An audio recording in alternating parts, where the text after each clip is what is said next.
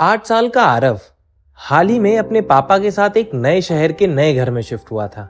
नया स्कूल, नया घर, पर वहां आरव का कोई दोस्त नहीं था, ना कोई अपना। आरव बहुत अकेला था क्योंकि आरव की माँ अब इस दुनिया में नहीं थी और उसके पापा काम में इतने व्यस्त रहते कि वो ज्यादातर अकेला ही रहता। बेचारा आरव। बस एक चीज थी जो वो हमेशा अपने पास रखता था, एक चांदी का सिक्का। उसकी दादी ने उसे वो सिक्का देते हुए कहा था, इसे हमेशा संभाल कर अपने पास रखना, ये तुझे बुरी चीजों से हमेशा बचाएगा। एक दिन स्कूल से लौटते ही आरव चुपचाप अपने कमरे में चला गया। खाना खाने का मन नहीं था, खेलने वाला कोई था नहीं।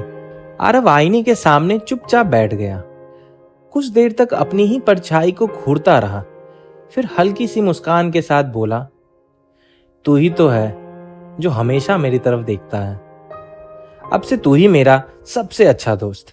तभी आईने की सतह हल्की सी हिली और एक ठंडी मगर नरम आवाज आई, मैं हमेशा तेरे साथ हूं। आरव चौंका पर डर नहीं लगा। उस आवाज में कोई अजनबीपन नहीं था, बल्कि एक अजीब सा अपनापन था। फिर वही आवाज दोहराई, तुम तो बहुत अकेले हो, जैसे मैं हूं। अब आरव हर रात आईने से बात करता। वो उसकी हर बात ध्यान से सुनता, जैसे कोई सच्चा दोस्त हो। आईने की वो रहस्यमयी आवाज उसे हिम्मत देती, दिलासा देती, और आरव का अकेलापन अब पराया सा लगने लगा।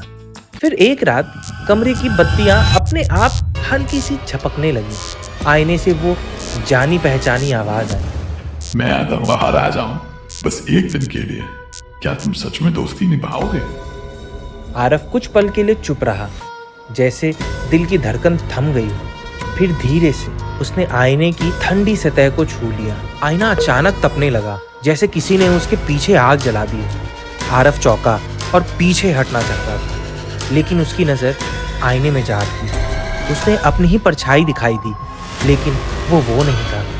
आंखें पूरी तरह काली और चेहरा एक खामोश, डरावनी मुस्कान जो सीधा आरव की रूह में उतर रही थी। आईना, तुमने वादा किया था आरव, अब तुम्हारा शरीर मेरा होगा और मैं हमेशा के लिए आजाद हो जाऊंगा। आरव घबरा कर पीछे हटा, उसका चेहरा पसीने से भीग चुका था। तभी कमरे का दरवाजा जोर से बंद हो जाता है। अपने आप एक पंखा बिना बिजली के तेज घूमने लगता है, जैसे कोई अदृश्य ताकत कमरे में घूम रही हो। आरव बहुत डर चुका था, उसे समझ नहीं आ रहा था क्या करे।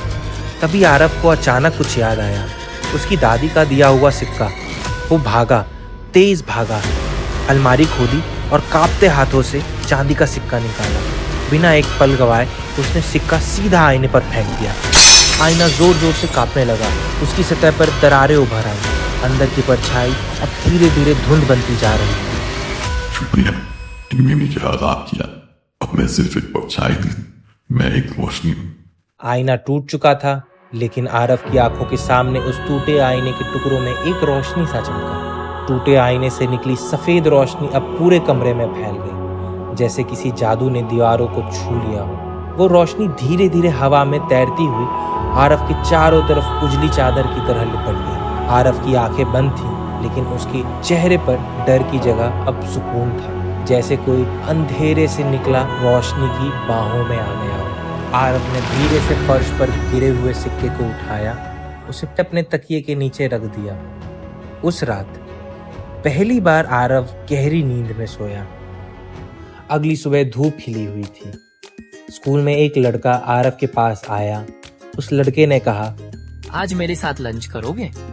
आरव ने पहली बार मुस्कुरा कर कहा, हाँ।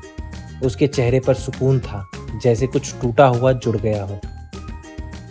कभी कभी दोस्त वहां मिलते हैं जहां हम सोच भी नहीं सकते, लेकिन एक बात याद रखना, हर आईना दोस्त नहीं होता।